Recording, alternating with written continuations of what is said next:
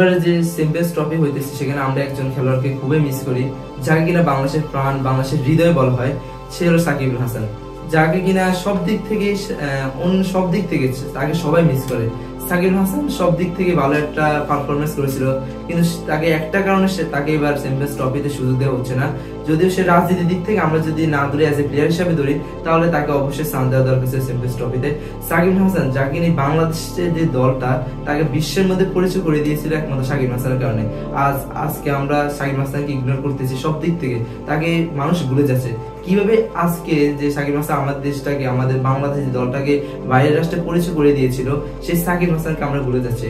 আমাদের উচিত যে সাকিব হাসানকে আবার দেশে নিয়ে আসা হোক, এবং সাকিব হাসানকে তো চ্যাম্পিয়ন্স ট্রফিতে সুযোগ দেওয়া হবে না, বাট পরবর্তী যে ম্যাচগুলো হবে সেগুলোর মধ্যে সাকিব হাসানকে সুযোগ দিয়ে দিলে অনেক ভালো হবে। যদি চ্যাম্পিয়ন্স ট্রফিতে সাকিব হাসানকে সুযোগ দিত, আমি মনে করি যে চ্যাম্পিয়ন্স ট্রফির প্রত্যেকটা ম্যাচে ভালো একটা অবদান করতে পারতো সাকিব হাসান, কারণ তাকে ক্যাপ্টেন্সির দায়িত্ব দিলে।